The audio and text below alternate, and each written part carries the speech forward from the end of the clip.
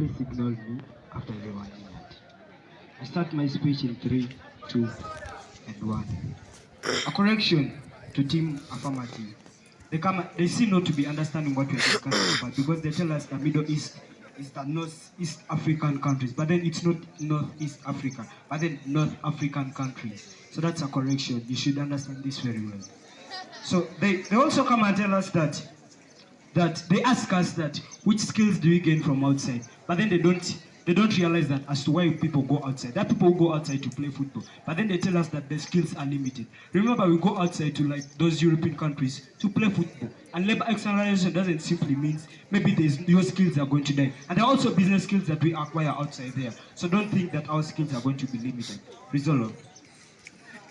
They also come and tell us that these people go outside and we need them. They give an example of Dr. Kure. But then we remember that in Uganda, most of the people who go outside are people who are of low levels of education, and they go outside basically to get remittances that Uganda can't provide. And what am I trying to mean by remittances? Maybe to explain to Team Affirmative. They go and get huge salaries, like huge amounts of money. And at the end of it all, the people that if we leave them to work in our home country, Uganda can't pay them the money that they get from outside countries. So please, in Uganda, we don't expect them to stay in our home country, whereby the money that we are paid here is not worth it than the money that we get from outside. You're asking for appeal or I allow. Is Dr. Chris still educating? Is he still a student? I get you. What I'm trying to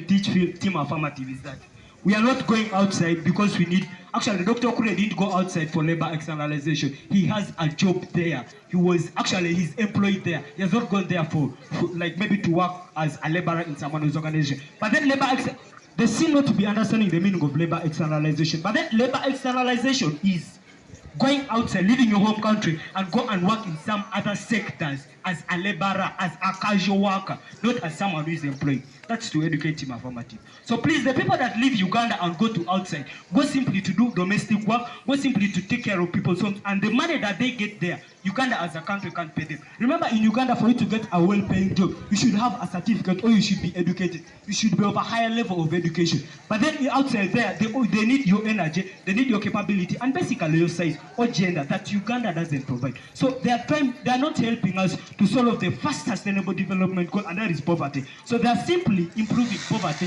instead of reducing poverty. And remember, Uganda is a global country whereby you are fighting against all these things. So if you basically let our strategy that you don't understand the meaning of it all, it doesn't carry weight at all. So we seem not to be understanding what they are talking about, not allowed.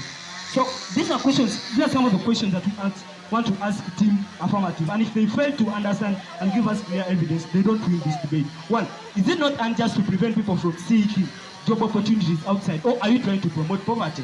2, how can you claim to support economic growth while we are shutting down people from going outside to seek for better job opportunities? That is 2. 3, we also want to ask them, as I raise my case, want to ask them a question that how are we going to make Uganda a global country when we deny people to go and seek for job opportunities outside? I raise my case.